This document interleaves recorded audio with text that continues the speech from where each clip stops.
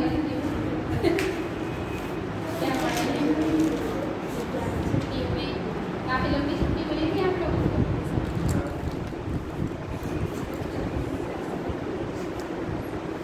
इसके पहले क्या खत्म किया हम लोगों ने?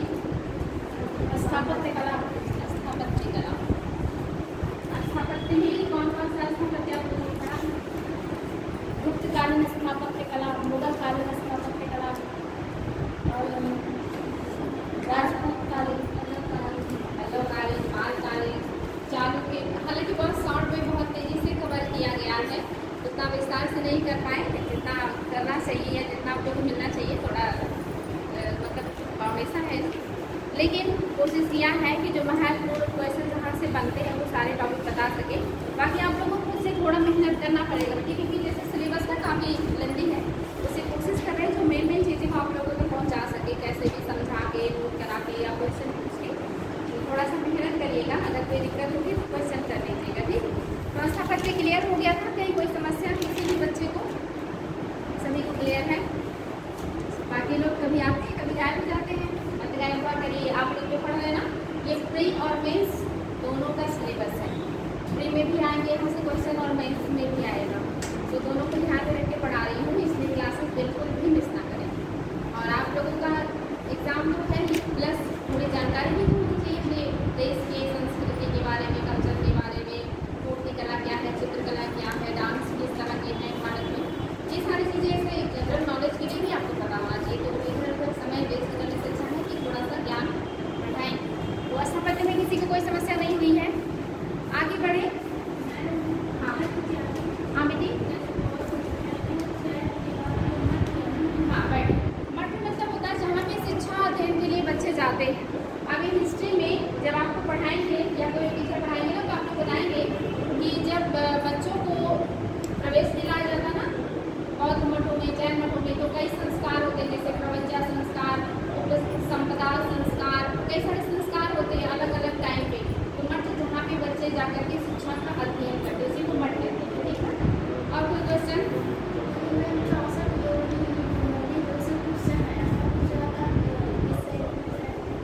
अभी नागर शैली में होगा, क्योंकि ये अभी खजुराहो में है।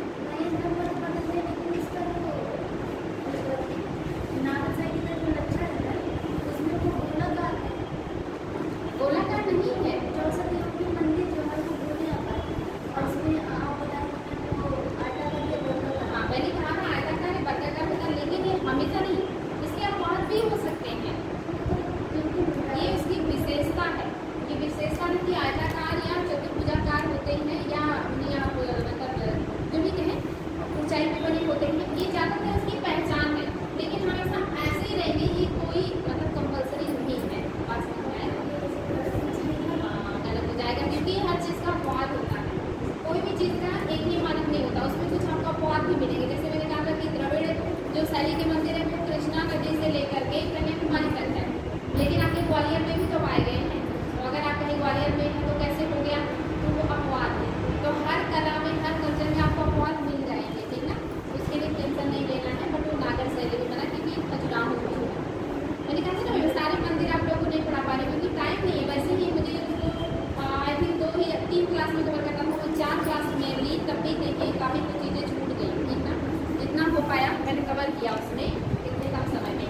अब आज हम लोग मूर्ति कला पढ़ेंगे, और इसमें भी मैं वही चीज़ें कवर करूँगी जो प्री मेंस में बहुत महत्वपूर्ण है, जो थोड़े कम महत्वपूर्ण है उसे आप लोगों को देखना पड़ेगा, क्योंकि बहुत समय नहीं। मैं एक क्लास में आज जितना हो पाएगा मूर्ति कला कंप्लीट करूँगी। वैसे अगर मैं विस्तार से पढ़ाती तो मुझे 2 क्लास कम से कम लगता, ठीक। तो एक क्लास में पढ़ाना है तो पहले तो समझ लेते हैं मूर्ति कला। बता सकते हैं भारत में मूर्ति कला का विकास कब से हुआ? ये क्वेश्चन आया, कब से हुआ है, या पहली मूर्ति कहाँ मिली थी? सिंधु घाटी से मिला। उसके पहले का क्या कोई मूर्ति नहीं मिला है हमें? यहाँ से क्वेश्चन बना है, आयोग ने पूछा है। अगर प्रीवियस ईयर के क्वेश्चन अपनी हिस्ट्री या आर्ट एंड कल्चर के सॉल्व किए होंगे तो क्वेश्चन मिला होगा।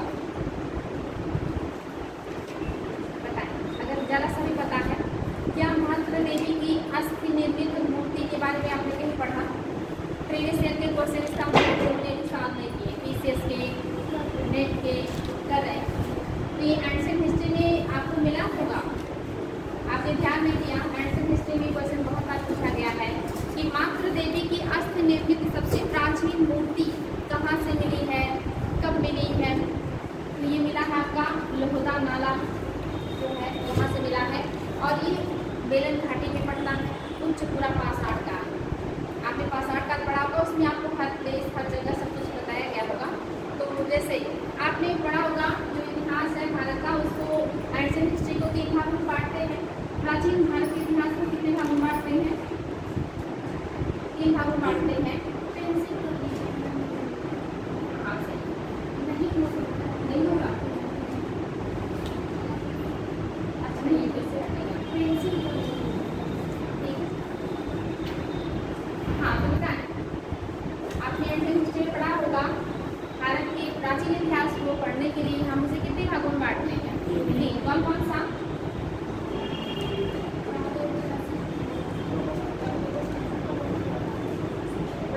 ऐतिहासिक और दूसरा क्या है? आद्य। ऐतिहासिक और लास्ट में क्या है? ऐतिहासिक।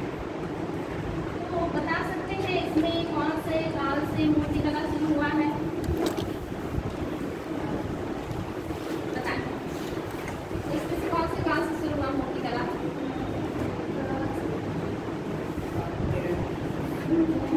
बताइए। आद्य ऐतिहासिक में कौन सा आता है? इसको पहले बताइए कितने भागों में बांटा गया है? हिस्ट्री में सबसे पहले आपने ये चैप्टर पढ़ा होगा, एंशिएंट में कितने भागों में बांटा गया? 4? नहीं बेटा 4 नहीं है।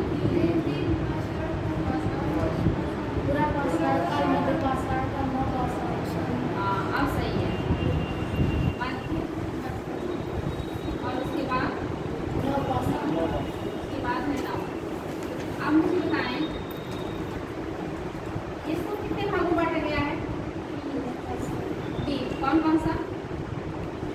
पूरा पाषाण जैसे पूरा पाषाण नहीं, तीनों इसी के नाम पे है वो। बताइए, पढ़े होंगे एंशिएंट हिस्ट्री में शुरुआत ही यहीं से हुआ होगा। यहीं से आपकी चित्रकला मूर्तिकला सब क्लियर हो जाएगा, इसलिए पूछ रही हूँ, कंफर्म होना चाहिए इसमें से कौन से काल, कितने काल में बांटा गया, कहाँ से शुरू हुआ है? बताइए। फर्स्ट कहीं आप निम्नपुरा पाषाण काल, पहला है निम्नपुरा पाषाण काल, दूसरा निम्न मध्य पूरा पाषाण काल। पूरा पाषाण काल, उसके बाद मध्यपुरा पाषाण, उसके बाद उच्चपुरा पाषाण। और अभी मैंने क्या बताया, सबसे पुरानी जो मूर्ति है मातृ देवी की अस्थि निर्मित मूर्ति, वो कौन से काल से मिली? पूरा पाषाण में कौन से काल से मिली है? अभी अभी बताया क्या? उच्चपुरा पाषाण काल। ये अगर क्वेश्चन आए कि सबसे प्राचीन मूर्ति कौन से काल से मिली है, और आप सब देखो आपके प्रागैतिहासिक, काल ऐतिहासिक और ऐतिहासिक, तो क्या कहेंगे? प्रागैतिहासिक। अगर प्रागैतिहासिक में पूछ रहे कि पूरा में मिला है कि मध्य में मिला कि नव में, तब पूरा में पड़ेगा। पूरा में अगर पूछ रहे तो पूरा पाषाण काल, मध्य और उच्चपुरा पाषाण काल हो जाएगा। इसलिए जब भी आपने पढ़ा होगा भीमबेटका की गुफाओं में जो चित्र मिले हैं वो किस काल के हैं, तो आपने ऑप्शन में क्या सही किया होगा? अगर ऑप्शन में पूरा आद्य ऐतिहासिक है तब पूरा प्रागैतिहासिक काल को करते हैं ना, और इन्हीं प्रागैतिहासिक काल का ही में अगर पूछे तो पूरा पाषाण काल, और उसमें जब पूछे तो मूर्ति पूछे या चित्रकला पूछे, देखना है ऑप्शन में है क्या। ऑप्शन में ये तीनों है तो ये हो जाएगा, ये तीनों है तो ये हो जाएगा, ये तीनों है तो ये हो जाएगा। अगर ये तीनों मतलब है, यानी कि इसमें तो है ही नहीं, इसमें है ही नहीं, अगर दे दिया 1 2 और इसको हटा के 3 और 1 4 ऑप्शन दे देता, कैसे करेंगे? टेक्निकल है, इसको हटा दे ऑप्शन से, ऑप्शन दे दें निम्नपुरा पाषाण काल, मध्यपुरा पाषाण काल, मध्य पाषाण काल, नव पाषाण काल। क्या करेंगे बेटे? इनमें से कोई नहीं। मध्य पाषाण काल, क्योंकि यहाँ से शुरू हुआ है तो यहाँ भी चलेगा, यहाँ भी चलेगा, बढ़ता जाएगा ना। कोई चीज़ शुरू होता है तो आगे क्या होता है? वो बढ़ता जाता है। तो यहाँ से शुरू हुआ है, बट ये ऑप्शन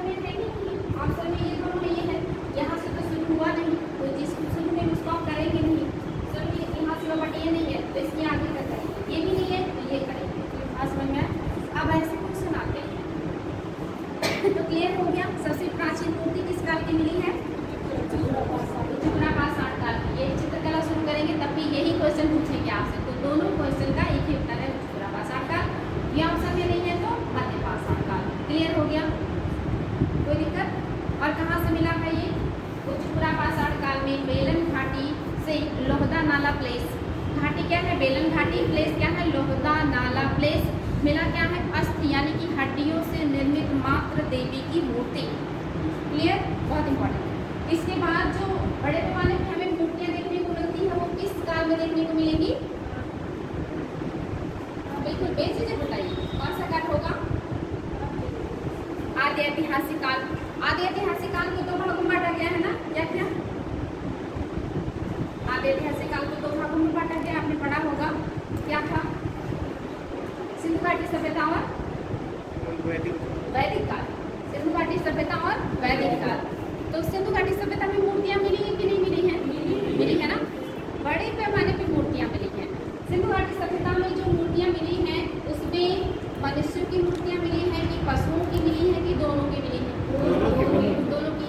जो मूर्तियां मिली है मनुष्यों की उसमें नारियों की मिली है कि पुरुषों की मिली है कि दोनों की? अच्छा, अगर पूछे कि ज्यादा मूर्तियां किसकी मिली है महिला पुरुष में?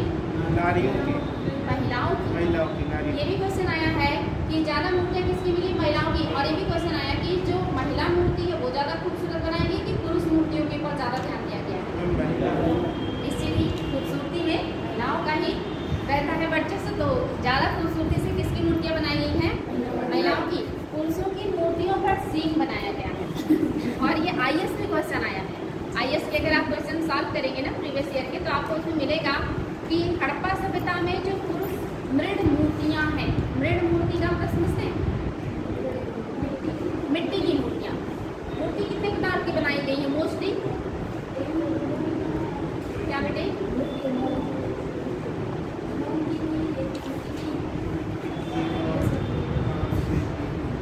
देखिए वर्तमान में भी अगर आप देखेंगे तो 3 प्रकार की मूर्तियां हैं ना। एक धातु निर्मित होती है, अर्थात में लोहा, सोना, चांदी, तांबा, जस्ता जो भी हो, धातु मूर्ति होती है। दूसरी पत्थर की मूर्ति होती है, तीसरी मिट्टी की मूर्ति होती है। मोस्टली 3 प्रकार की मूर्तियां आज भी देखने को मिलती हैं। तो उस समय भी 3 प्रकार की मूर्तियां मिली हैं, धातु, पत्थर और मिट्टी की। लेकिन ज्यादातर मूर्तियां किसकी मिलेंगी? मिट्टी की। क्योंकि मिट्टी क्या है? आम है, बच्चे भी उसका बना लेते हैं, खिलौना भी बना लेते हैं, मूर्ति भी बना लेते हैं, सब कुछ। अब वर्तमान में भले ही कम हो गया हो लेकिन उस समय मिट्टी की मूर्तियां ज्यादा मिलेंगी। तो ये क्वेश्चन आया कि नारी मृण मूर्तियां संख्या में ज्यादा मिली हैं अपेक्षाकृत पुरुषों के। सही है, सिंधु घाटी सभ्यता में पुरुषों की जो मृण मूर्तियां हैं उनके सिर पर श्रृंग बना है यानी कि सींग बना है, और महिलाओं की मूर्तियों को बहुत ही खूबसूरती से बनाया गया है और साजो श्रृंगार पर भी ध्यान दिया गया है, तो याद रखिएगा।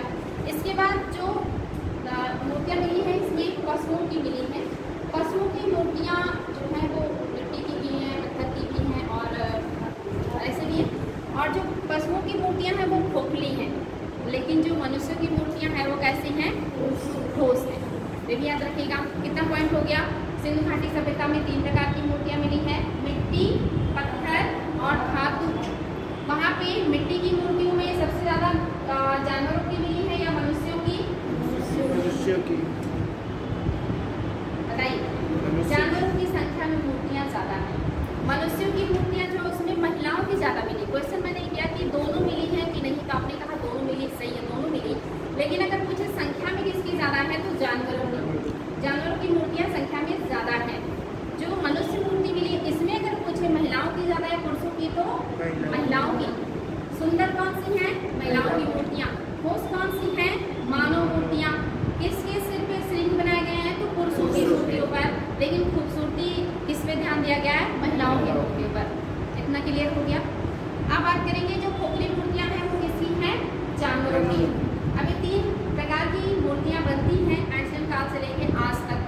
यहाँ पे 3 प्रकार की जो मूर्तियाँ बनी है ना वो भी 3 अलग अलग विधियों से, पद्धतियों से या टेक्नोलॉजी से बनी। और ये क्वेश्चन आया कि सिंधु घाटी सभ्यता में जो नर्तकी की मूर्ति मिली है, ये क्वेश्चन आया कहाँ से मिली है? मोहनजोदड़ो। कितने इंच लंबी है और किस धातु की बनी है?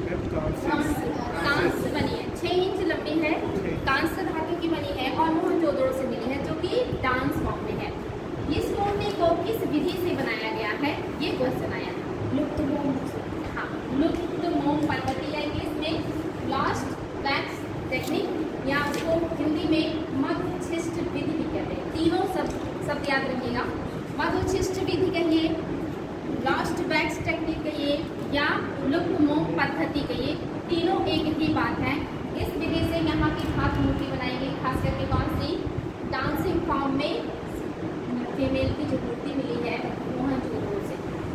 बता सकते हैं what is lost wax technique? कुछ पता है? ये क्वेश्चन आया है, IAS का क्वेश्चन है कि क्या है लुप्त मोम विधि, क्या है, किसे कहते हैं? पहले साझा किया जाता है, उसमें मोम होता है, उसमें कितना मोम डाला जाता है, उसमें एक छिद्र किया जाता है।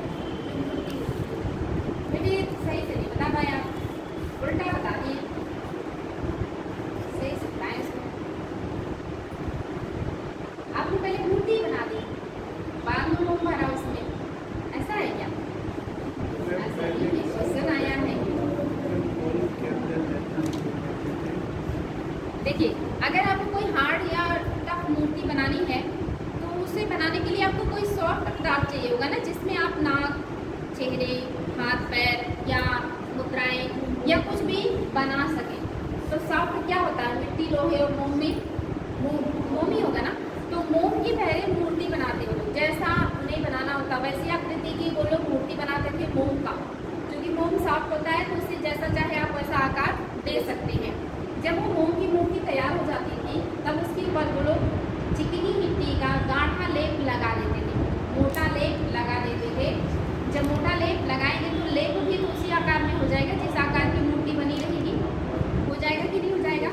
तो मिट्टी का जो मोटा लेप लगा वो भी वही आकार कर ले लिया जो आकार की आपने मोम की मूर्ति बनाई थी। फिर आपको पता है कि सूखने देंगे अगर तो मिट्टी क्या हो जाएगी, सूखने के बाद हार्ड हो जाएगी। और अगर आप उस मूर्ति में किसी भी तरफ, जैसा की तरफ या पैर की तरफ होल कर दें और उस मूर्ति को गर्म कर दें तो मोम पिघल जाएगा कि नहीं? पिघल के उस होल के रास्ते से निकल जाएगा। तो आपको कैसी मूर्ति मिल गई, एक खोखली मूर्ति मिल गई जिसने एक स्ट्रक्चर लिया हुआ है जैसा आपने बनाया था मोम का। और उस खोखली मूर्ति में आप पिघला के सोना, उस रास्ते से जहाँ से आपने मोम को निकाला था उस रास्ते से आप सोना भी डाल सकते हैं, तांबा भी डाल सकते हैं, कांसा भी, मतलब एनीथिंग जो कि आप पसंद करें कोई भी उसमें आप आग डाल सकते हैं लिक्विड फॉर्म में। और फिर उसको भी ठंडा होने के लिए छोड़ दीजिए। ठंडा होने के बाद क्योंकि वो मिट्टी का पतला लेयर है, खोखली मूर्ति, तो मिट्टी को तो आसानी से तोड़ के निकाल सकते हैं, हाथ में ठोस होती है, मजबूत होती है। तो आप उस लेयर को जब तोड़ देंगे तो क्या आपको वैसी मूर्ति नहीं मिल जाएगी जैसे आपने मोम की बनाई थी? इसी को कहते हैं, क्योंकि इसमें जो वैक्स था, जो मोम था, वो क्या हो गया, गायब हो गया, लुप्त हो गया। इसलिए इस टेक्निक को क्या कहा गया, लॉस्ट वैक्स पद्धति या लुप्त मोम पद्धति। या जैसे मधु जब छत्ता रहता है, छत्ते में से मधु को निचोड़ लेते हैं और छोड़ देते हैं तो छत्ता वैसे का वैसा ही दिखता है, लेकिन उसमें से मधु गायब हो जाता है। तो ये क्या हो गया, मधुच्छिष्ट विधि भी हो गया। बात समझ में आ गया? तो अगर क्वेश्चन आ जाए कि मधुच्छिष्ट विधि क्या है, लॉस्ट वैक्स टेक्निक क्या है या लुप्त मोम पद्धति क्या है, तो आप बता ले जाएंगे, कोई दिक्कत नहीं है। उस टेक्निक का प्रयोग आज भी किया जाता है जो आपके पूर्वजों ने आज से सैकड़ों साल पहले या सदियों पहले सिंधु घाटी सभ्यता में किया था। तो ये क्वेश्चन आया है कि सिंधु घाटी सभ्यता में धातु मूर्तियों को बनाने के लिए कौन से टेक्निक का प्रयोग किया जाता था, लॉस्ट वैक्स टेक्निक। और IAS में भी क्वेश्चन आया है कि लॉस्ट वैक्स टेक्निक या मधुच्छिष्ट विधि क्या है। तो उसमें 4 ऑप्शन दिया रहेगा और फिर आपको ऑप्शन के आधार पर उत्तर सही करना होगा। तो ये कन्फर्म हो गया कि सबसे जो चर्चा में यहाँ की मूर्तियाँ हैं वो हैं धातु मूर्तियाँ जो काफ़ी उच्च कोटि की बनी हैं, जिसमें से कांस्य की, नर्तकी की मूर्ति बहुत ज़्यादा क्वेश्चन पूछा गया है। दूसरा जो हमें बात किया वो है पत्थर की मूर्तियाँ। पत्थर की मूर्तियाँ यहाँ से कम मिली हैं और जो भी मिली है वो खंडित अवस्था में मिली, यानी कि टूटे, हाथ पैर सर अलग अलग मिला है, ज़्यादातर खंडित। जैसे आपने एक एग्जाम्पल योगी की मूर्ति मिली है, मोहनजोदड़ो में एक योगी की मूर्ति मिली है, फ्रेंच कट दाढ़ी है, आंखें बंद हैं जैसे ध्यान में है, उनके कंधे पे शॉल रखा है जिसपे 3 पत्तियों वाले फूल बने हुए हैं, तिपतिया कढ़ाई वाला शॉल ओढ़ रखा है और ध्यान मुद्रा में, लेकिन उनका हाथ नहीं है, नीचे का हिस्सा भी नहीं है, केवल यानी ऊपर का हिस्सा केवल हाथ भी टूट चुका है, पैर भी टूट चुका है। ये उदाहरण है इसका प्रस्तर मूर्ति का, जो खंडित अवस्था में पाया गया। और ये भी क्वेश्चन आया है कहाँ से मिला है। तो ये जो पत्थर की मूर्तियाँ हैं, इनको किस विधि से वो लोग बनाते थे? सिंधु घाटी सभ्यता, छेनी मार के। ये टेक्निक अपना सकते हैं, लेकिन उन्होंने ये टेक्निक नहीं अपनाया था। तो आप बता सकते हैं कि और कौन सा टेक्निक था सिंधु घाटी सभ्यता में पत्थर मूर्तियों को बनाने का? उतना दिमाग तो आप लोग नहीं लगाएंगे आजकल, जितना हम लोग पूर्वजों ने उस समय लगाया था। नट बोल्ट के द्वारा हाथ पैर गर्दन को ज्वाइन किया था उन लोगों ने। बात समझ में?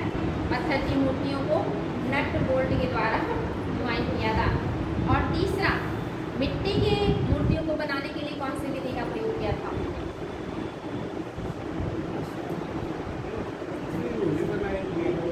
जैसे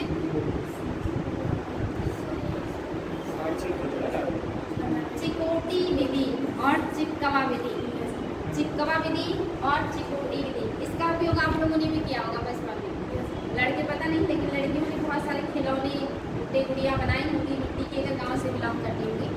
तो आप मिट्टी लेते हैं ना, तो फिर अपनी चुटकियों की सहायता से उसके नाक कान बनाते ना, बनाने के बाद हाथ पैर अलग से बना करके क्या करते हैं, उसको चिपका देते हैं। चिपका देते हैं ना हाथ की सहायता से, चुटकियों की सहायता से। तो जब चुटकियों से आप नाक आँख और बाकी चीज़ें बनाते हैं तो हो गया चिकोटी, और जब आप हाथ पैर को चिपकाते हैं तो हो गया चिपकवा। तो ये लोगों ने मिट्टी की मूर्तियाँ बनाने में कौन सी विधि का प्रयोग किया है? चिपकवा और चिकोटी विधि का प्रयोग किया है। कौन? आपके पूर्वजों ने सिंधु घाटी सभ्यता में। तो मिट्टी की तो बहुत सारी मूर्तियाँ मिली हैं, वहाँ से गाय की नहीं मिली है, गाय का कोई अंतर नहीं मिलता, लेकिन बाकी बैल का, एक सींग वाले जानवर का और बाघ का, इन सब का मिला है। आपने देखा होगा, पढ़ा भी होगा कि घोड़े की अस्थियाँ भी मिली हैं, हाथी के दांत भी मिले हैं, बहुत सारी चीज़ें मिली हैं वहाँ से, लेकिन शेर का नहीं है और गाय का नहीं है। ठीक, तो यहाँ पे मूर्तियाँ 3 प्रकार की हो गई, और ये फेमस मूर्तियों के नाम भी मैंने बताया जहाँ से क्वेश्चन भी बने हैं। तो सिंधु घाटी सभ्यता में बड़े पैमाने पर मूर्तियाँ बनाई गई। उसके बाद आप देखिए कि वैदिक काल में मूर्तियों का कोई खास उल्लेख नहीं मिलता, लेकिन वैदिक काल में एक उल्लेख मिलता है कि इंद्र की एक मूर्ति को खरीदने के लिए 10 गाय दिए गए थे, लेकिन कहीं इसका ज़्यादातर जो पुरातात्विक साक्ष्य है उसमें नहीं देखने को मिला, खुदाई में नहीं मिला है। इसके बाद आएगा मौर्य काल। मौर्य काल में बड़े पैमाने पर मूर्तियों का निर्माण किया गया है, लेकिन कोई विशेष टेक्निक वगैरह का प्रयोग नहीं किया गया। हालांकि ये जो टेक्निक सिंधु घाटी सभ्यता में है ये आगे बढ़ा है, मौर्य काल में भी प्रयोग में लाया गया है, लेकिन बहुत ज़्यादा स्पेशली कोई अलग से नहीं बनाया गया, मूर्तियाँ बनाई गई। इसके बाद आता है आपका कुषाण काल। आपने देखा होगा कुषाण काल, गुप्त काल, ये सब कुषाण काल के बहुत ही महत्वपूर्ण शासक थे जिनका नाम था, नाम बता सकते हैं? कुषाण काल के सबसे शक्तिशाली राजा जिन्होंने एक संवत की शुरुआत की थी, और क्वेश्चन को बनता है शक संवत कब शुरू किया था, ये भी पूछा है। 78 ईस्वी में शक संवत का शुरुआत किसने किया था? राजा का नाम कनिष्क। कनिष्क जो है ये काफी शक्तिशाली राजा हैं इस समय के, और कुषाणों के टाइम पीरियड में मूर्तिकला की 2 शैलियों का विकास हुआ। मूर्तिकला की कौन सी शैली का विकास हुआ बता सकते हैं? एक था मथुरा कला, और दूसरा, ये कला दिख रहा है आप लोगों को, दूसरा है गांधार कला। मथुरा कला और गांधार कला, ये दोनों किसके शासनकाल में डेवलप हो रहे हैं? कनिष्क ना करके कुषाण काल। केवल कनिष्क ही नहीं, और भी राजाओं ने इस कला को प्रश्रय दिया। तो कौन सा काल हो गया? कुषाण काल। ये क्वेश्चन आता है कि मथुरा कला को सबसे ज्यादा बढ़ावा किसने दिया है? कुषाणों ने, और गांधार को किसने दिया है? कुषाणों ने। ये इम्पोर्टेंट है, तो याद रखिएगा, इन दोनों कलाओं को सबसे ज्यादा बढ़ावा आगे के राजाओं ने दिया, लेकिन सबसे ज्यादा किसने दिया है? कुषाणों ने दिया। अब आप मुझे बताइए, ये जो एक हो गया कि कौन से राजवंश ने इनको प्रश्रय दिया था, ये हो गया राजवंश। कौन से क्षेत्र में इनका विकास हुआ है? क्षेत्र बताएं, ये भी आया है क्वेश्चन, इसलिए इम्पोर्टेंट है।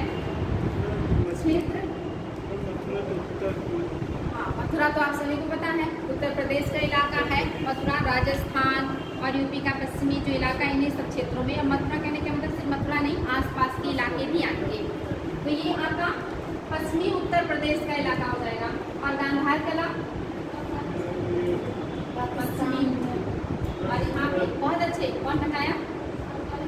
पाकिस्तान और अफगानिस्तान, पाक प्लस अफगानिस्तान,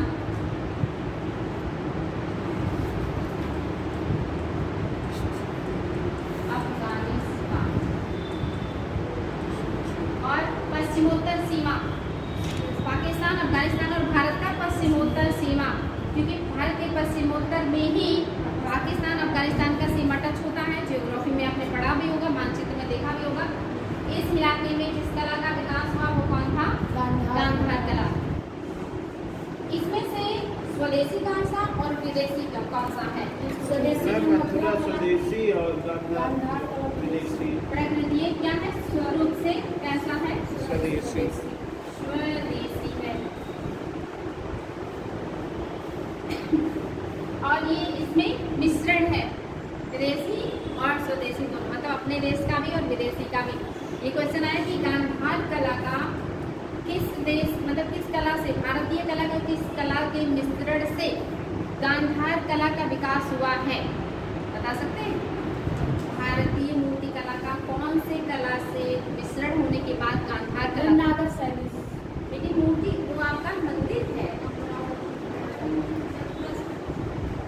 नहीं बेटे, तब तो फिर तो शुद्ध भारतीय हो गया, भारतीय का भारतीय हो गया। जबकि इसमें देखिए ये भारतीय नहीं है, ये शुद्ध रूप से भारतीय नहीं है। इसका मतलब कुछ विदेशी प्रभाव होगा, तभी शुद्ध रूप से भारतीय नहीं है। विदेशी में कौन से विदेश का प्रभाव है इस कला पर? बहुत इंपॉर्टेंट क्वेश्चन है, बहुत बार पूछा गया है। प्रीवियस ईयर के क्वेश्चन सॉल्व कीजिएगा तो आपको पता चलेगा। क्या बेटे? यूनानी। यूनानी, यूनानी, यूनान से कौन आया था भारत पर आक्रमण करने? सिकंदर। सिकंदर स्थल मार्ग से आए थे कि जल मार्ग से आए थे? उन्होंने स्थल और जल दोनों मार्गों का तलाश किया था। उन्होंने अपनी सेना को दोनों रास्ते से भेजा था, जल मार्ग से भी और स्थल मार्ग से भी। जल मार्ग से निर्याकस के नेतृत्व में और स्थल मार्ग से वो खुद मार्गदर्शन कर रहे थे। रास्ते में उनकी मृत्यु हो गई थी बेबीलोन में। ये ऐसे महापुरुष है जिनका जन्म तो हुआ यूरोप में, उनका जो कार्य क्षेत्र है वो एशिया है, लेकिन उनकी मतलब मृत्यु एशिया में हुई, बट उनका जो समाधि स्थल है वो अफ्रीका महाद्वीप में है। अब बेबीलोन में उनकी मृत्यु हो गई थी।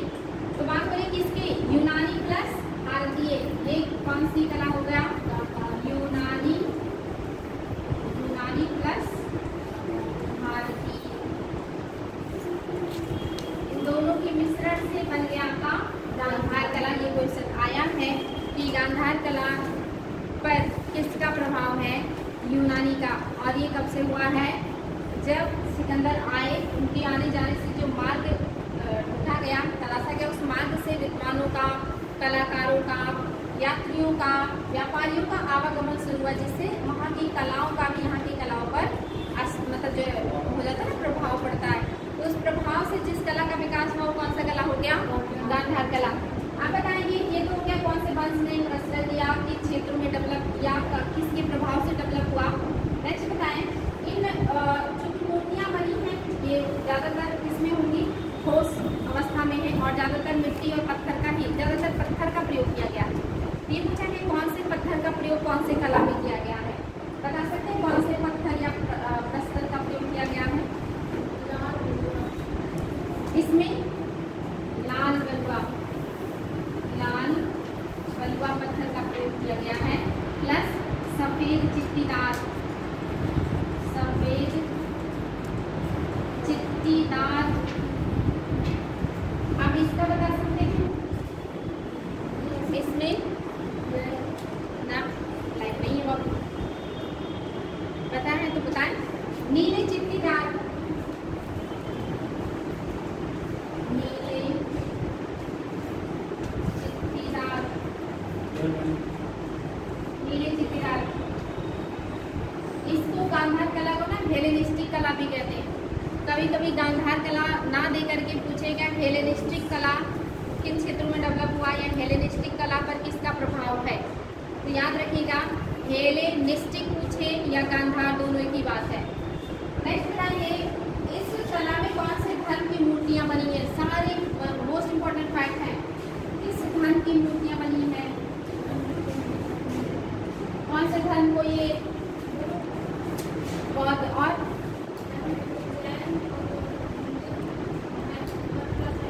मथुरा में कौन कौन है बेटे? हाँ, बहुत अच्छे। 3 धर्म हैं इसमें है आपका बौद्ध प्लस जैन प्लस हिंदू। 3 धर्मों की मूर्तियां बनी है। क्वेश्चन आया है, मूर्तिकला की किस कला में तीनों धर्मों की मूर्तियां बनाई गई हैं? तो आपका मथुरा कला। और गांधार कला में कौन से धर्म की मूर्तियां हैं? केवल और केवल बौद्ध। ये बहुत इंपॉर्टेंट फैक्ट है, याद रखिएगा। बौद्ध, ये तो हो गया। अब बताइए, ये इतनी सारी चीजें क्लियर हो गई। ये जो कला है इसमें जो मूर्तियां बनी है जैन, बौद्ध और हिंदू की, क्या विशेषता है? विशेषता बता सकते हैं? विशेषता भी पूछा गया है। क्या विषय वस्तु है, क्या खास बात है जो आप डिफरेंस कर पाते हैं दोनों में? ये प्री मेंस दोनों के लिए इम्पोर्टेंट है। कुछ अगर पता नहीं है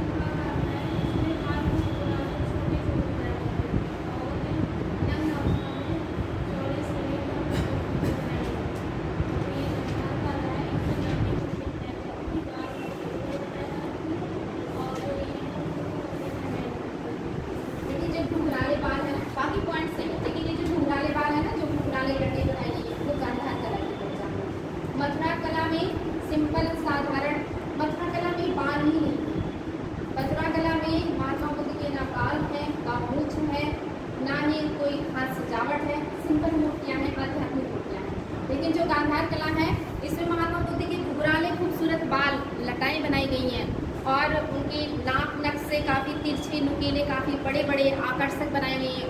उनकी बॉडी को हिस्ट पुष्ट बनाया गया, जैसे पहलवानों के मसल्स नहीं रहते हैं वैसे मसल्स दिखाया गया, उनकी बॉडी को पहलवानों के जैसे बनाया गया है और काफ़ी सुंदर बनाया गया है, आकर्षक बनाया गया।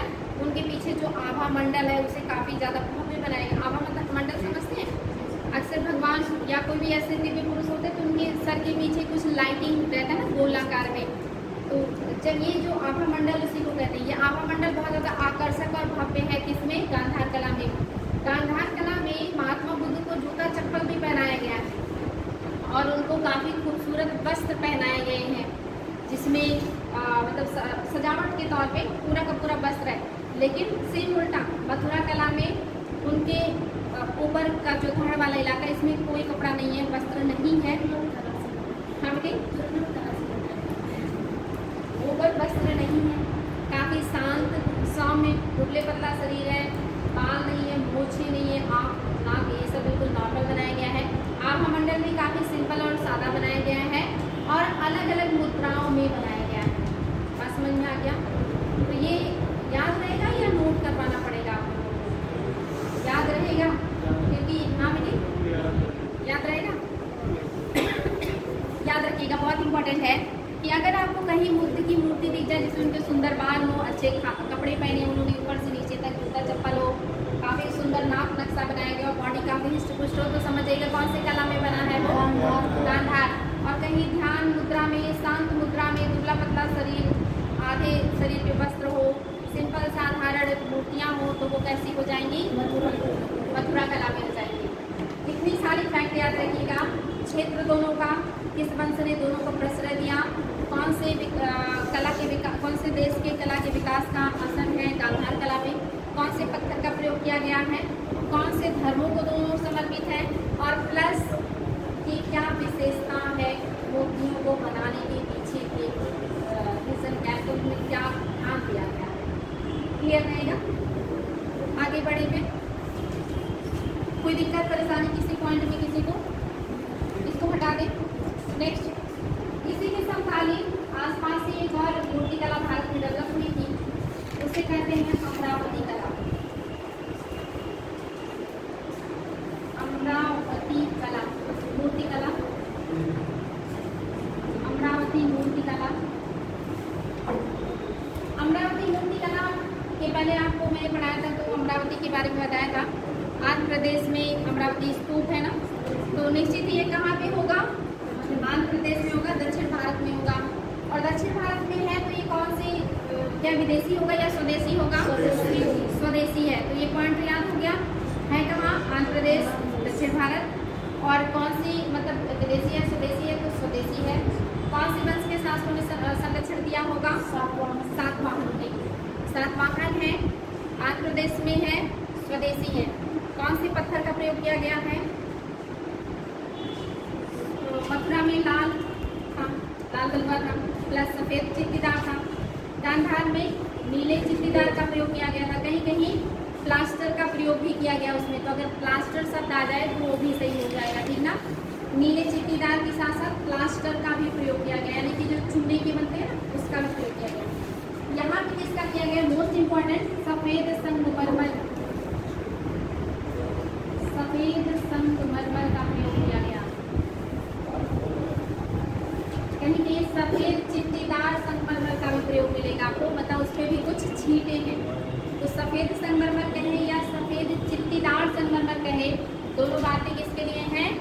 अमरावती मूर्तिकला के लिए। और इसका भी विषय वस्तु क्या है? बौद्ध धर्म प्लस आम जनजीवन। बौद्ध धर्म के साथ साथ आम जनजीवन के बारे में भी यहाँ पे बनाया गया है। इसके अलावा यहाँ की जो मूर्तियाँ हैं वो चलायमान है। चलायमान, जैसे पानी लेने जा रही हूँ, डांस कर रही हूँ, कुछ मतलब कुछ ना कुछ वो मतलब ऐसी अवस्था में ना जैसे वो कुछ मूवमेंट की अवस्था में, चलायमान। तो यहाँ मूर्तियाँ कैसी हैं? शांत रही। वहाँ पे आपने देखा था खड़ी मूर्तियाँ, बैठी मूर्तियाँ मिली है हाथ में मुद्रा की, या तो खड़ी हैं या तो किसी न किसी मुद्रा में बैठी हैं, जैसे ध्यान मुद्रा, अंजलि मुद्रा, वितर्क मुद्रा, अभय मुद्रा, कोई ना कोई मुद्रा होता है। अभी बताएंगे कि क्या होता है। तो या तो मुद्रा में है, या तो खड़ी है, या तो बैठी है। लेकिन यहाँ की मूर्तियाँ कैसी हैं? चलायमान है। चलायमान है। चलायमान के साथ साथ यहाँ की जो मूर्तियाँ हैं वो त्रिभंग मुद्रा में है। त्रिभंग, ये IAS का क्वेश्चन है कि त्रिभंग मुद्रा क्या होता है, बता सकते हैं? IAS का क्वेश्चन है। हाँ, यहाँ पे मतलब होता है ना शरीर को 3 भागों में भंग करना। एक तो गर्दन को, दूसरा हाथ को, तीसरा कमर को। 3 भागों में भंग करने को ही कहते हैं त्रिभंग मुद्रा। तो त्रिभंग मुद्रा में मूर्तियाँ कौन सी बनी हुई है आपकी? अमरावती। और ये आया है कि नृत्य में त्रिभंग मुद्रा क्या होता है? IAS का क्वेश्चन है, त्रिभंग मुद्रा ही पूछ लिया है। तो यहाँ की मूर्तियाँ कैसी हैं? त्रिभंग मुद्रा में है, चलायमान है, सफेद संगमरमर की है, महात्मा बुद्ध से जुड़े हुए जो चीज़ें वो भी हैं, प्लस आम जनजीवन से जुड़े हुए दृश्यों को भी यहाँ पे उकेरा गया, अंकित किया गया है। इतना क्लियर हो गया? कोई दिक्कत? ठीक है। इसके बाद आपका आएगा गुप्त काल। और इससे पहले आपने पढ़ा था कि गुप्त काल को भी स्वर्ण काल कहा जाता है, मूर्तिकला और साथ ही जो चित्रकला है या इस तरह के जो साहित्यिक, आपने देखा होगा गुप्त काल में बहुत सारे साहित्य का विकास हुआ, तो बहुत सारे साहित्य पे रचनाएं लिखी गई थी। जैसे आपने कालिदास वगैरह का नाम सुना होगा ना सर, आर्यभट्ट, ब्राह्मी, ब्रह्मगुप्त, नाम है बड़े बड़े विद्वानों का। ये सब लोग किस काल से जुड़े हुए हैं? गुप्त काल से जुड़े हुए हैं। हिस्ट्री में पढ़ाया गया होगा। ये काल काफी महत्वपूर्ण है साहित्य के लिए, चित्रकला के लिए, मूर्तिकला के लिए, स्थापत्य कला के लिए, इसीलिए इसको स्वर्ण काल कहा जाता है। तो जो स्वर्ण काल है इसका मतलब इस काल में मूर्तियाँ काफ़ी ज़्यादा बनाई गई होंगी। और आपने भी पढ़ा होगा कि गुप्त काल को सर्वधर्म समभाव का काल कहा जाता है। लेकिन उनका राजकीय पूछा है, राजकीय धर्म क्या था? भागवत या इसको वैष्णव धर्म भी कहते हैं। ये लोग इसी को भी अपना राजकीय धर्म मानते थे, लेकिन सभी धर्मों को ये लोग रेस्पेक्ट देते थे। वैष्णव धर्म को ये लोग ज़्यादातर देते हैं। वैष्णव मतलब विष्णु से जुड़ा हुआ। तो यहाँ पे ये लोगों ने हर धर्म की मूर्तियों को बनाने पे ध्यान दिया है, हर धर्म को प्रश्रय दिया है और हर धर्म की मूर्तियाँ बड़े पैमाने पर बनाई गई हैं। धार्मिक मूर्तियाँ भी बनी हैं और लौकिक मूर्तियाँ भी बनी हैं। दोनों प्रकार की मूर्तियाँ गुप्त काल में बनाई गई, यानी कि बड़े पैमाने पे यहाँ पे मूर्तियों का विकास हुआ है। इसके बाद आपने एक मूर्ति का नाम सुना होगा, चोल काल में एक मूर्ति जो विश्व प्रसिद्ध है, इंडिया में नहीं पूरी दुनिया में फेमस है वो मूर्ति। नाम बता सकते हैं? मैम ये नृत्य वाला है। हाँ, नृत्य वाला है। किस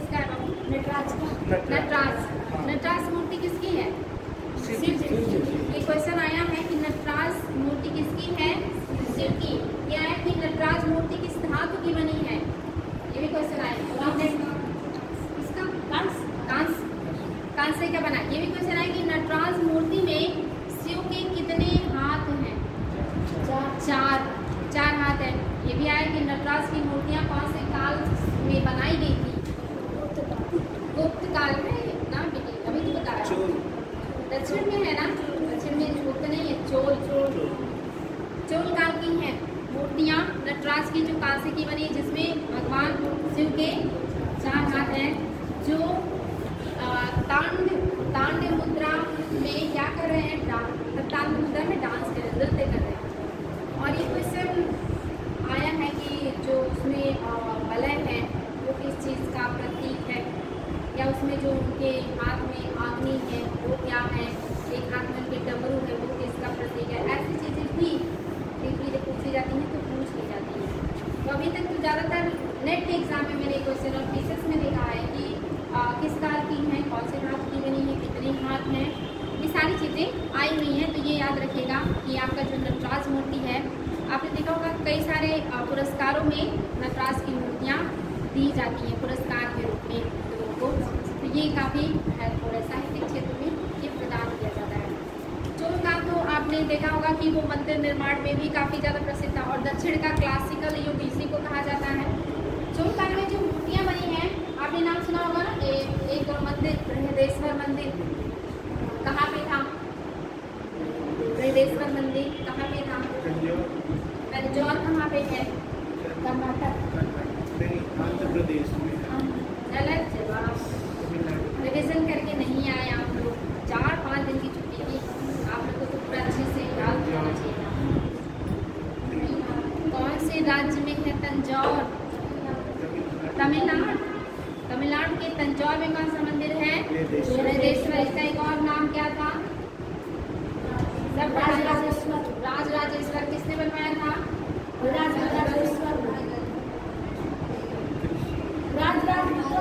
राजराज प्रथम ने। कौन से वंश के राजा हैं? चोल वंश के राजा हैं। इन्होंने जो मंदिर बनवाया है, इस मंदिर की जो मतलब पूरा का पूरा मंदिर मूर्तियों से सजाया गया है। उसके स्तंभ, उसके ताके, उसकी दीवार, उसके कमरे, उसकी मतलब जितनी भी चीज़ें हैं सब मूर्तियों से सजाए गए हैं, और मूर्तियाँ काफ़ी बार इसी तरह से गई हैं। ये मैंने एनसीईआरटी में पढ़ा है कि इसमें जो मूर्तियाँ लगी ना, मूर्तियों की जो जैसे आप सभी को ना आपके गले से ही मुख, कान, नाक, आँख सब अटैच रहता है, वहाँ पे भी ऐसी मूर्तियाँ बनाई है और इतना खूबसूरती से तराशा गया कि अगर टार्च जलाते हैं आप मुख में, तो वो रोशनी आँख से भी निकलती है, कान से भी निकलती है, यानी कि सब बहुत ही बारीकी से ज्वाइंट करके बनाया गया जैसे रियल में होता है मनुष्यों का। और ये मूर्तियाँ बड़ी भी हैं, छोटी, यानी कि मूर्ति है, मूर्ति में मुकुट है, मुकुट में भी मूर्ति बनी हुई है। इतना ज़्यादा इन्होंने मूर्तियाँ बनाई हैं, हर चीज़ में मूर्तियाँ बनाई हैं, छोटे से लेके बड़ी मूर्तियाँ बनाई हैं। और जो दीवारों पर मूर्तियाँ बनी हैं, जो खम्भों पे मूर्तियाँ बनी हैं, उसको इतना खूबसूरती से उन्होंने बनाया है। आँख, नाक, जो भी चेहरे का, शरीर का पार्ट होता है, वो ऐसा लगता नहीं है कि वो निर्जीव हैं, ऐसा लगता है ना कि वो सारे के सारे सजीव हैं और सब खड़ी हैं, अपने बल में खड़ी हैं या टेक लगा के खड़ी हैं। ये नहीं लगता कि उसी पत्थर को काट के उसी दीवार में ही मूर्ति बना दी गई, वो उसका हिस्सा, ऐसा लगता है वो अलग से टेक लगा के खड़ी की गई। इतना जीवन, इतना उसमें दिखता है, इतना मतलब बारीकी से मूर्तियाँ बनाई गई हैं उस समय। सोचिए तब तो इतनी टेक्नोलॉजी भी नहीं। तो साउथ की जो मंदिर है काफ़ी भव्य हैं, और इनमें मूर्तियाँ बहुत ही शानदार हैं, बड़ी मूर्तियाँ भी और छोटी मूर्तियाँ भी। तो मूर्तिकला का एक और उदाहरण आपको मैंने राष्ट्रकूट काल में पढ़ाया था, जब गुफा स्थापत्य पढ़ाया था, तो उसमें मैंने बताया था राष्ट्रकूट काल में भी एक मूर्ति है जो बहुत ज़्यादा आयोग का फेवरेट है। वो कौन सी मूर्ति है, कौन से गुफा में बना है, किस काल के शासकों ने बनवाया और कौन से राजा ने बनवाया है, सारा क्वेश्चन पूछा गया। कृष्ण प्रथम, बहुत अच्छे, कौन से वंश के राजा हैं? हाँ बेटी बोलिए, जो भी पता है, गलत सही है क्या बेटी? सुलभ वंश में, तुलुप वंश नहीं,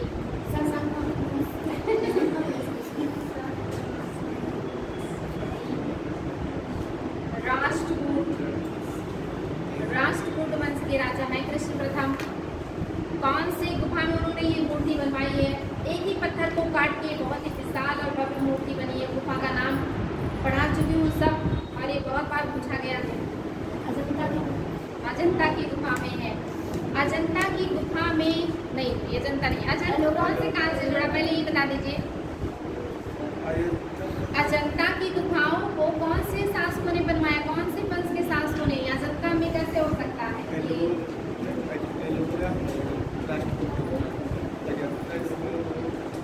मैंने कहा था ना अजंता, इसको कोई नहीं जानता। ऐसी चीजें क्या होती है? गुप्त होती है। किसने बनवाया है? गुप्तों ने। अगर गुप्तों ने बनवाया है तो राष्ट्रकूट शासक का इसमें कैसे आ जाएगा? राष्ट्रकूटों ने तो किसे बनाया था? एलोरा और एलिफेंटा। अब इन दोनों में से किसने होगा? एलोरा। एलोरा की गुफा में है कैलाश मंदिर या कैलाश मूर्ति, यानी कि शिव जी की भव्य मूर्ति जो एक ही पत्थर को काट के बनाया गया है। और ये राष्ट्रकूट शासक आपकी गुफा के अंदर बनाया गया है भगवान शिव का बहुत ही भव्य मूर्ति, और उसको कैलाश देवी कह देते हैं, कैलाश मूर्ति भी कह देते हैं, या शिव की प्रतिमा भी कह देते हैं। किसमें है? एलोरा। एलिफेंटा में त्रिमूर्ति मिली है, बताई थी। एलिफेंटा में त्रिमूर्ति है कौन? ब्रह्मा विष्णु महेश। तो ये मूर्ति भी बहुत ज़्यादा पूछा गया, आयु का फेवरेट है। तो कुछ मूर्तियाँ जैसे मैंने अभी पढ़ा है, मातृ देवी की अस्थि निर्मित मूर्ति कहाँ से मिली, किस काल की? बहुत इम्पोर्टेंट। कांस्य की नर्तकी वाली मूर्ति कहाँ से मिली, किस धातु की है? फिर योगी की मुद्रा में योगी की प्रतिमा कहाँ से मिली है, क्या विशेषता है? इसके बाद गांधार कला, मथुरा कला, अमरावती कला की मूर्तियों की क्या विशेषताएं हैं? स्थान, शासक, पत्थर, विषय वस्तु, उसकी विशेषताएं, सब कुछ। और अमरावती में भी यही होगा। इसके अलावा नटराजन की मूर्ति और एलोरा की जो गुफा में जो मूर्ति मिली है, ये बहुत ही ज़्यादा महत्वपूर्ण है। इसके अलावा और बहुत सारे हैं जो कि महत्वपूर्ण हैं, उसके बारे में भी। इतना तो मैंने आप लोगों को समझा दिया। अब आ जाइए, हेडिंग लीजिए, भारतीय प्रतिमाओं में अंकित मुद्राएं। भारतीय प्रतिमाओं में अंकित मुद्राएं। भारतीय प्रतिमाओं में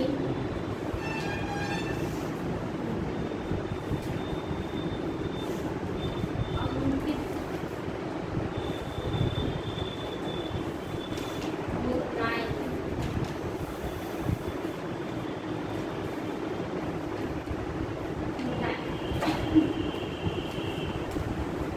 कौन कौन सी मुद्रा है जिसमें भारतीय जो मूर्तियां हैं मोस्टली बनाई जाती हैं? तो इसके बारे में थोड़ा सा नोट कर लीजिएगा।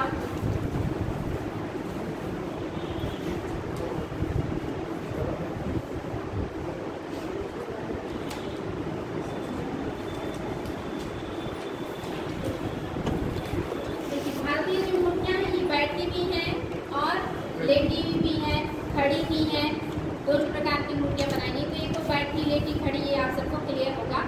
अब इसमें जो मुद्राएं हैं, इसमें पहला पॉइंट लिखिएगा, खास करके बैठी हुई जो मुद्राएं हैं, बैठी हुई मूर्तियां लिख कर लीजिएगा। बैठी हुई मूर्तियां,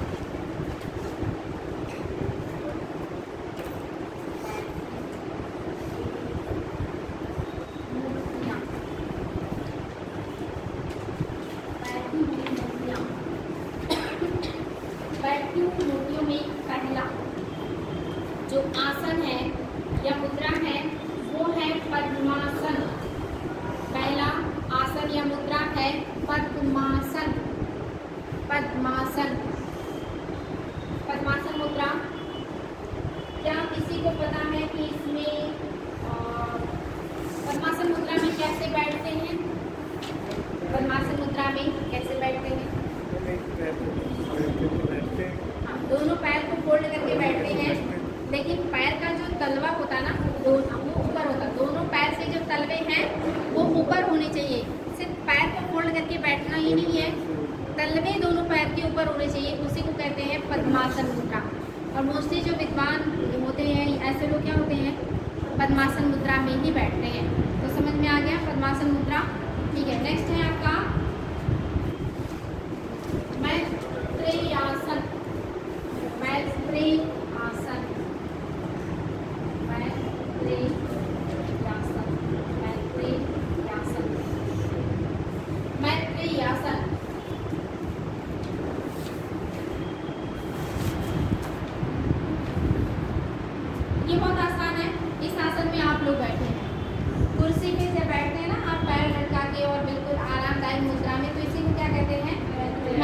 आसन, और इस आसन में भी मूर्तियों को बनाया गया है जो बिल्कुल आरामदायक ऊंचे चबूतरे पे या कुर्सी पर बैठी होती हैं।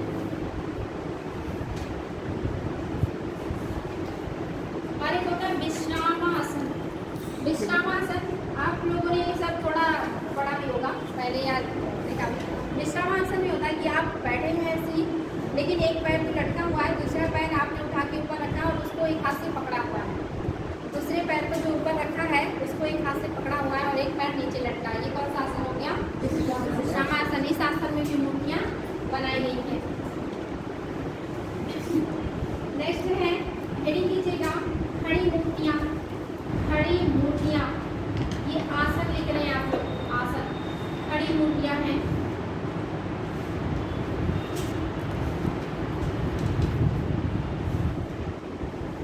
इसमें होता है समभंग, समभंग, समभंग।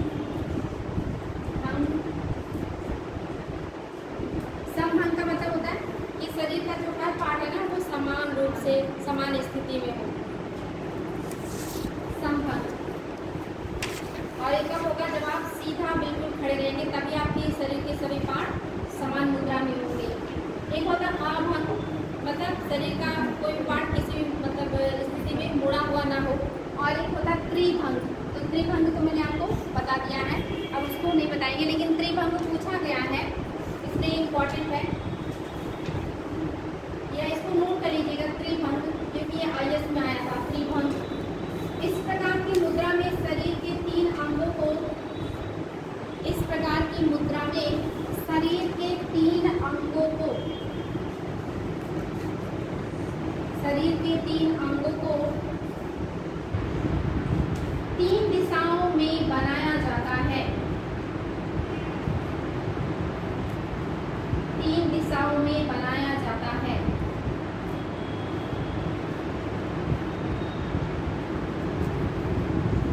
पहला अंग सिर एक दिशा में, पहला अंग सिर एक दिशा में, वक्ष से कटी तक यानी कि कंधे से कमर तक, वक्ष से कटी तक का भाग दूसरी दिशा में,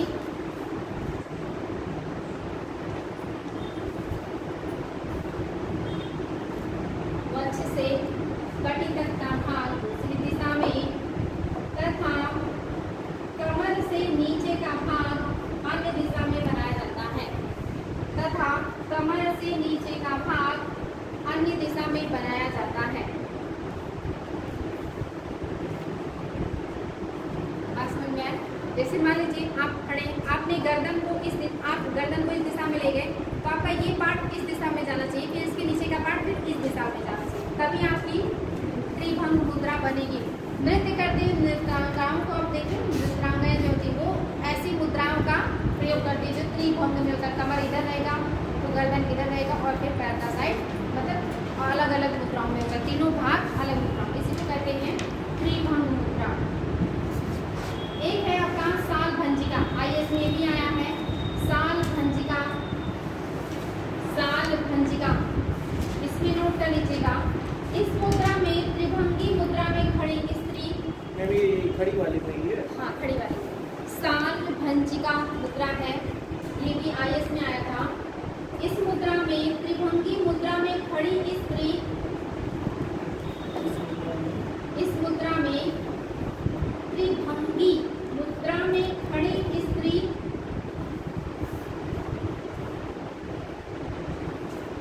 एक हाथ में साल वृक्ष की शाखा पकड़े दिखाई जाती है। एक हाथ से या एक हाथ में साल वृक्ष की शाखा पकड़े दिखाई जाती है।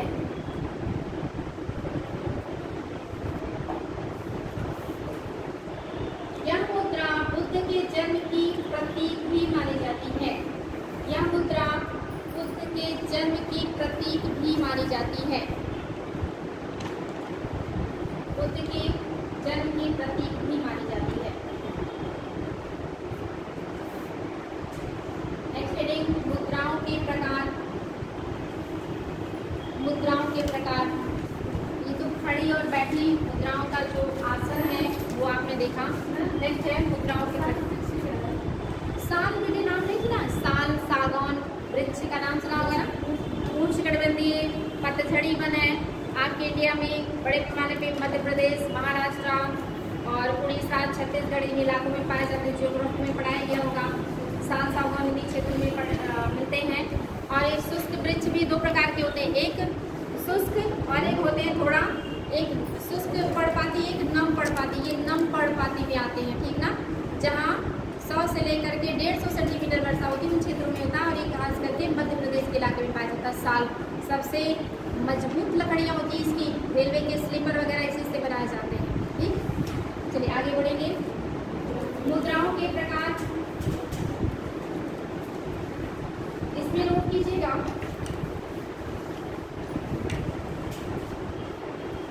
मुद्राओं के प्रकार में पहला पॉइंट ध्यान मुद्रा। ध्यान मुद्रा, ध्यान अक्सर आप देखते हैं ना लोग ध्यान में रहते हैं। ध्यान मुद्रा क्या है?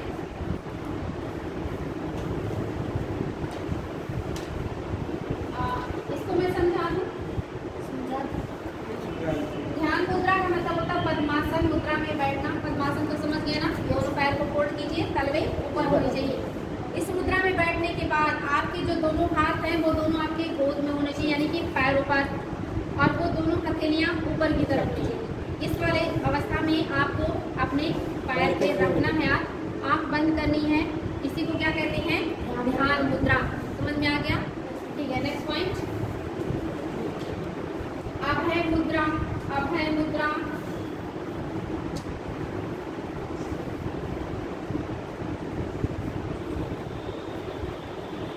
इसमें नोट कर लीजिएगा। इस प्रकार की मुद्रा में पद्मासन लगाए, इस प्रकार की मुद्रा में पद्मासन लगाए।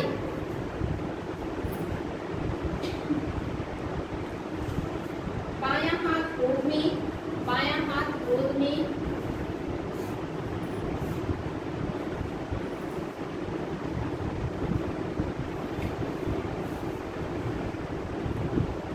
गोद में, और दाहिना हाथ या हथेली सामने की ओर किए हुए, दाहिना हाथ या हथेली सामने की ओर किए हुए एवं सीने में समानांतर उठा हुआ होता है। सीने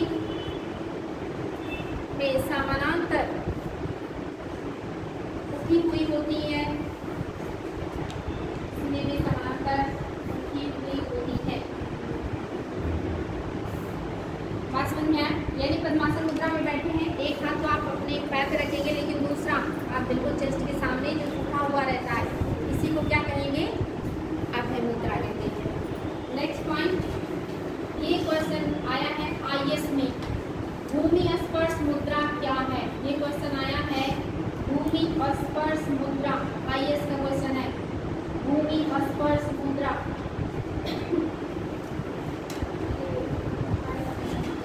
बता सकते हैं? आज साल किया, बहुत अच्छे। साल करेंगे तब समझ में आएगा कि जो मैं पढ़ा रही हूँ वो आपके सिलेबस का है कि सिलेबस से बाहर क्या पढ़ा रही हूँ, ठीक है?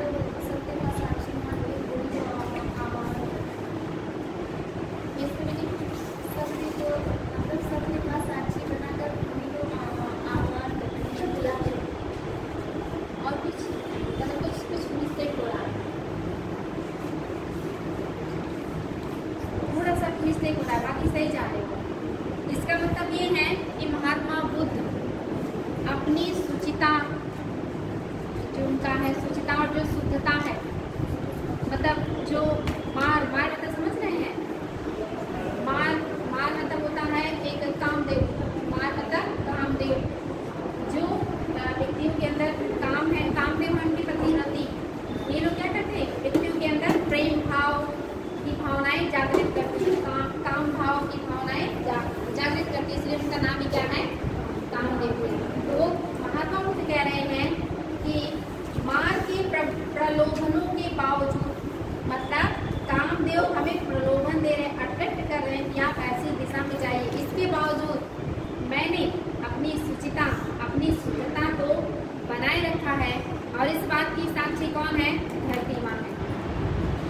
समझ में आया?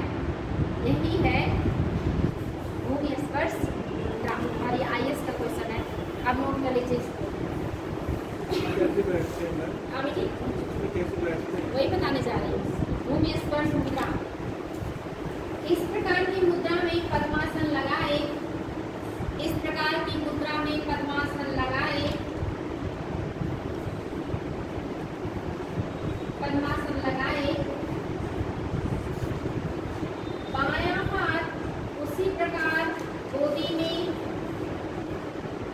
बायां हाथ उसी प्रकार गोदी में, हथेली ऊपर की ओर, हथेली ऊपर की ओर, व दाहिने हाथ की तर्जनी, व दाहिने हाथ की तर्जनी,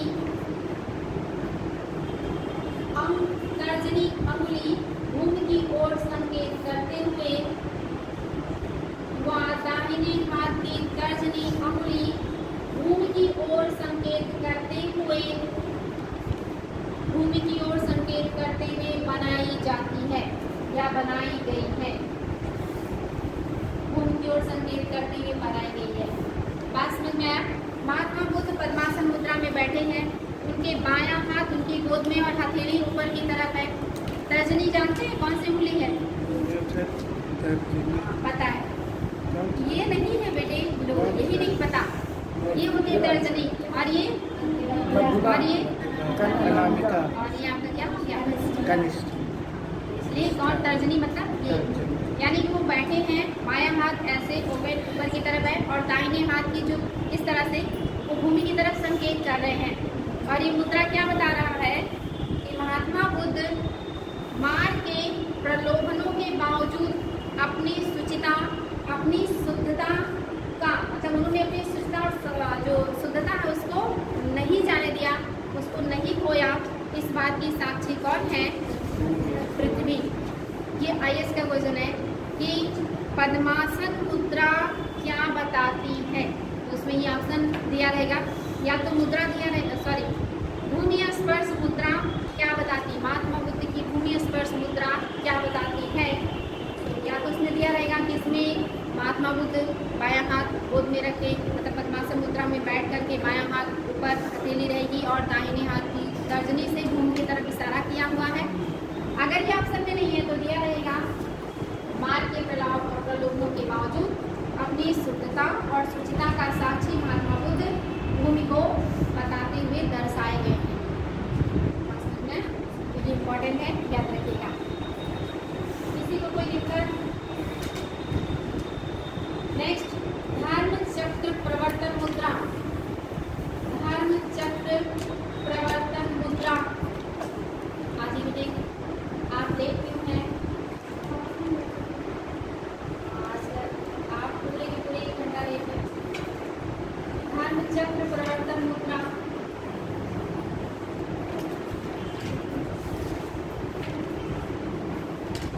इसमें पहले नोट कर लीजिए फिर समझाते हैं।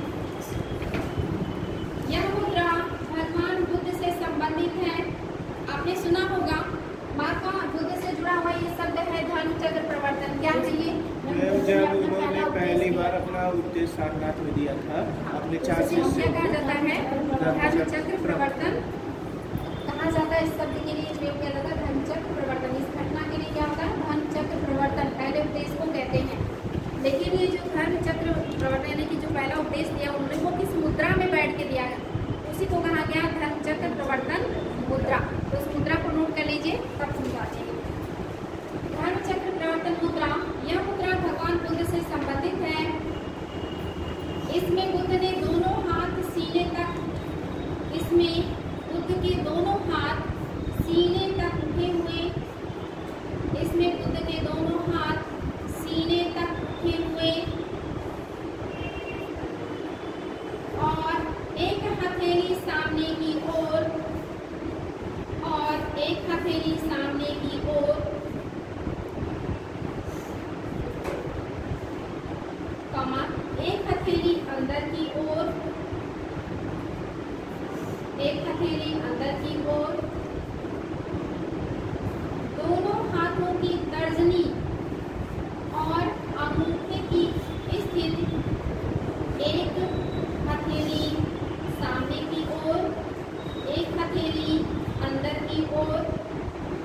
दोनों हाथों की तर्जनी और अंगूठे की स्थिति, दोनों हाथों की तर्जनी और अंगूठे की स्थिति इस प्रकार हो मानो, इस प्रकार को मानो धागा पकड़े हो, इस प्रकार को मानो धागा पकड़े हो और दूसरे से उसकी परिधि घुमा रहे हो, धागा पकड़े हो और दूसरे से उसकी परिधि घुमा रहे हो।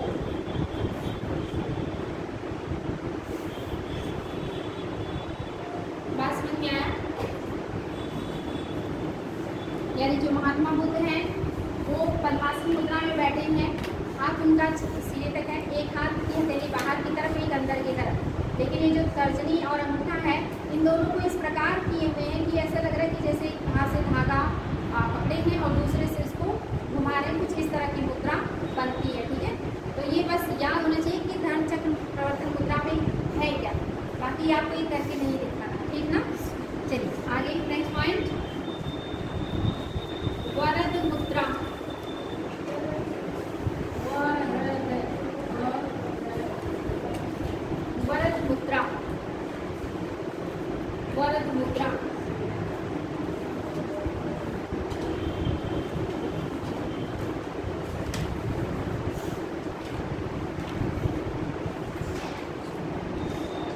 वरद मुद्रा का मतलब होता है कि आपने देखा होगा ना, जब कोई मतलब सीरियल देखा होगा बचपन में, जब कोई मतलब दानव प्रवृत्ति का जो व्यक्ति है वो पूजा करता है और किसी न किसी भगवान की, चाहे विष्णु हो, ब्रह्मा हो, महेश हो, फिर वो प्रकट होते हैं खुश होने के बाद, फिर वो पूछते हैं कि बस क्या चाहिए, और जब वो बताते अपनी इच्छा चाहिए, जैसे भस्मासुर का ही ले लेते हैं एग्जाम्पल, उन्होंने पूछा कि मतलब आपको क्या चाहिए, तो उन्होंने कहा कि मैं जिसके ऊपर सर रखूँ वो क्या हो जाए, विश्वास हो जाए। तो वहाँ पे आप देखें इस तरह से कहना तथास्तु, ये वाला पोर्शन आता है ना, तथास्तु मतलब जाइए आपको वरदान दिया, हाँ वही वरदान मुद्रा को ही कहा जाता है वरद मुद्रा। बात समझ में? एक हाथ को आगे ला के दाहिने हाथ को और इस तरह से करना कि क्या है, वरद मुद्रा है, तथास्तु। चलिए नेक्स्ट, बात समझ में आ गया। दाहिने हाथ को उठाएंगे चेस्ट के सामने और उसी को कहते हैं आशीर्वाद नहीं वरद। नेक्स्ट, व्याख्यान एवं वितर्क मुद्रा, इम्पोर्टेंट है ये, व्याख्यान एवं वितर्क मुद्रा। जब आप किसी से व्याख्यान करें या वितर्क करें तो आपको कौन सी मुद्रा में बैठना चाहिए, भारतीय कल्चर से सीखिए। व्याख्यान एवं वितर्क मुद्रा, हो सकता है अगली बार IAS में ये पूछ ले कि वितर्क मुद्रा क्या है, तो इसमें तो नीचेगा वितर्क मुद्रा। दाहिने हाथ की 3 अंगुलियां, दाहिने हाथ की 3 अंगुलियां, दाहिने हाथ की 3 अंगुलियां, ब्रैकेट में वो 3 अंगुलियां कौन कौन सी हैं? दाहिने हाथ की 3 अंगुलियां ब्रैकेट में मध्यमा, अनामिका और कनिष्ठा, मध्यमा, अनामिका और कनिष्ठा, मध्यमा, अनामिका और कनिष्ठा ब्रैकेट बंद, ऊपर की ओर सीधी रहती हैं, ऊपर की ओर सीधी रहती हैं तथा तर्जनी और अंगूठे को मिला देने पर, तथा तर्जनी और अंगूठे को मिला देने पर वृत्त जैसा आकार बनता है, तर्जनी और अंगूठे को मिला देने पर वृत्त जैसा आकार बनता है, वृत्त जैसा आकार बनता है। हाईलाइट कीजिएगा, यह आकार पूर्णता भी दर्शाता है, यह आकार पूर्णता, कंप्लीटनेस, पूर्णता भी दर्शाता है। बात समझ में आया?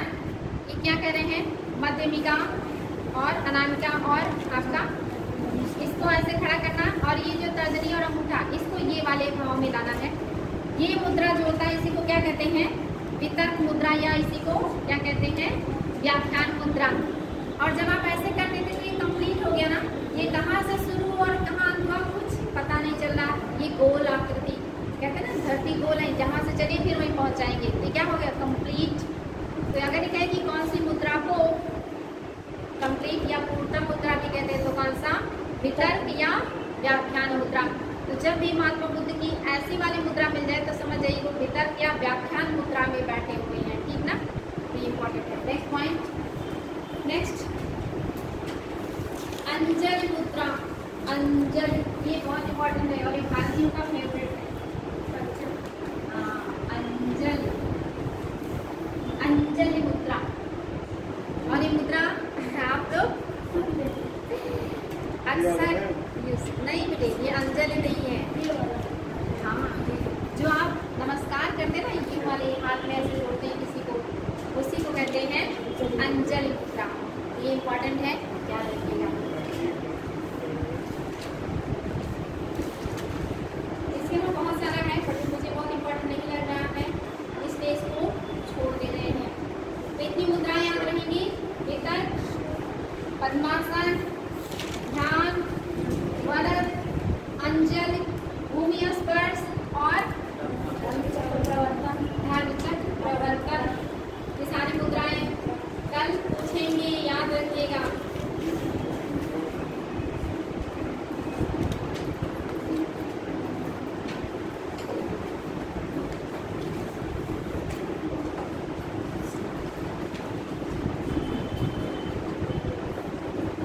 अभी तक जो पढ़ा है इसमें कहीं किसी को कोई समस्या? अच्छा बताइए, कलिंग जो मूर्ति शिल्प है ये किस क्षेत्र में डेवलप होगी? उड़ीसा। उड़ीसा। और कलिंग शैली उड़ीसा को ही प्राचीन काल में क्या कहा जाता था? कलिंग। कलिंग युद्ध यहीं पे लड़ा था ना? किसने लड़ा था? अशोक लड़ा था।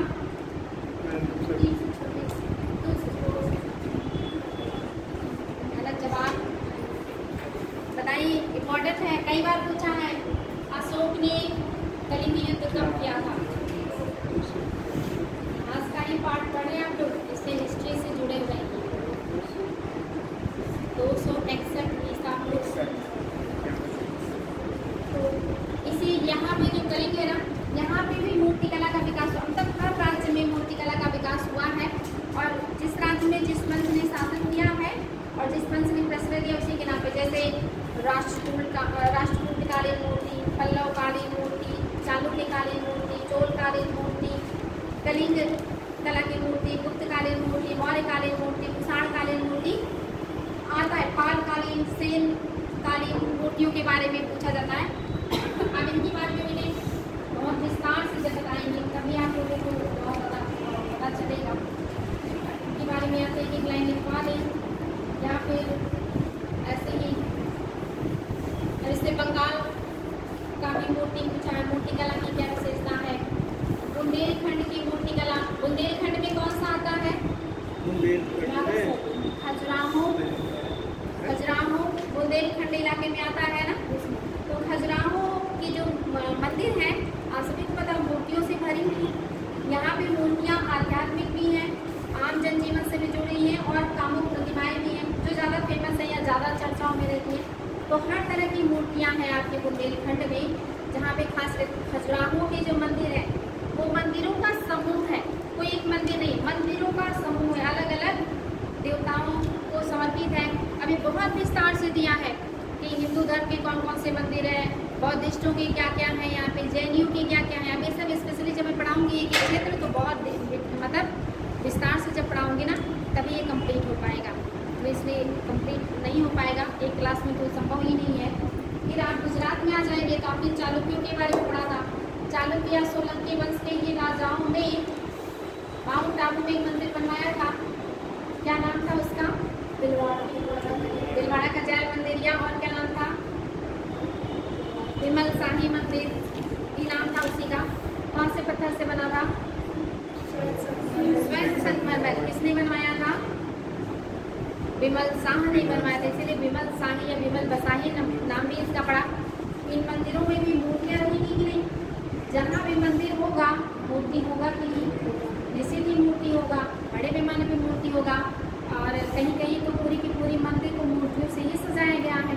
तो यहाँ आपके नॉर्थ में तो नहीं, लेकिन साउथ में तो खम्भे, दीवार, टाँकी कुछ भी नहीं बचा, सब मूर्तियों से ही भरा। लेकिन आपके नॉर्थ में बस मेन जो देवता होते जिनके नाम पे मंदिर बनता है उन्हीं की ही मूर्तियाँ होती हैं। तो इन में जो मूर्तियाँ हैं वो कौन सी होंगी? चालुक्य कला के माने जाएंगे। चालुक्य भी मैंने आपको बताया था कि चालुक्य आपके उन क्षेत्रों में भी हैं, कर्नाटक वगैरह में, जिन्होंने कौन से शैली को, मंदिर शैली को प्रश्रय दिया था? बेसर को ना। तो चालुक्य आपके 3 थे, ये ना कंफ्यूज हो जाएगा गुजरात में चालुक्य कहाँ से आ गए। एक थे आपके कल्याणी के चालुक्य, एक थे वातापी के चालुक्य और एक थे बेंगी के चालुक्य। तो जो बेंगी है और जो कल्याणी है ये कर्नाटक में है, और जो ये वातापी है ये गुजरात में। यहाँ के चालुक्यों ने नागर शैली को बढ़ावा दिया है और कर्नाटक के चालुक्यों ने बेसर शैली को बढ़ावा दिया है। ये सब हिस्ट्री में आप लोगों को जब पढ़ाया गया होगा ना, तब बताया गया होगा कि कौन से वंश ने कहाँ शासन किया है और कौन से वंश का क्षेत्र कौन सा है और कौन से वंश में कितने राजा हुए हैं और महत्वपूर्ण राजाओं और उनके द्वारा जो किए गए काम। तो अगर ये अच्छे से पढ़ेंगे ना तब समस्या नहीं होगा, ठीक ना। तो ये 3 चालुक्य हैं, याद रखिएगा। ये गुजरात के भी हैं। इसके अलावा आपकी जो गुजरात है राजस्थान को भी कवर किए हुए हैं।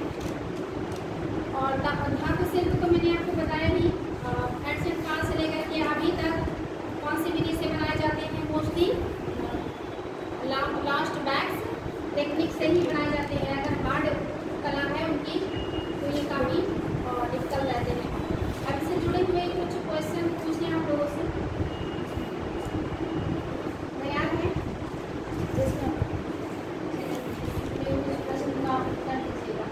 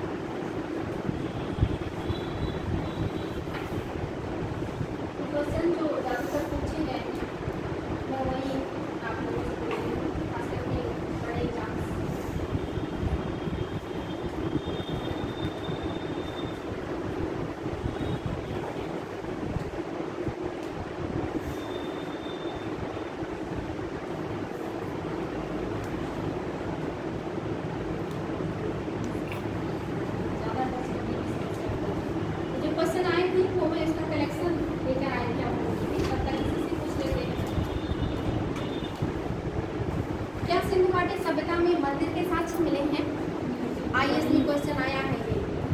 मंदिर का नहीं मिला। स्थापत्य कला में आप लोगों ने पढ़ा था, वहाँ स्नानागार भी मिला है और अन्नागार भी मिला है। पुरोहित का भवन भी मिला है, विशाल भवन भी मिले हैं और इसके अलावा दुर्ग मिला है, भट्टे का साज, ईंट भट्टे का साज कारखाने भी मिले हैं, अग्निकुंड भी मिला है, समाधान भी मिला है, कलर करने का कुंड भी मिला, सब कुछ मिला। लेकिन कहीं आपने मंदिर का साज नहीं पढ़ा। ये क्वेश्चन आया है IAS में कि सिंधु घाटी सभ्यता में मंदिर के साक्ष मिले हैं। ये बात सही नहीं है। और वो लोग क्या युद्ध प्रेमी थे? हिस्ट्री पढ़ा आप लोगों ने? क्या वो लोग युद्ध प्रेमी थे?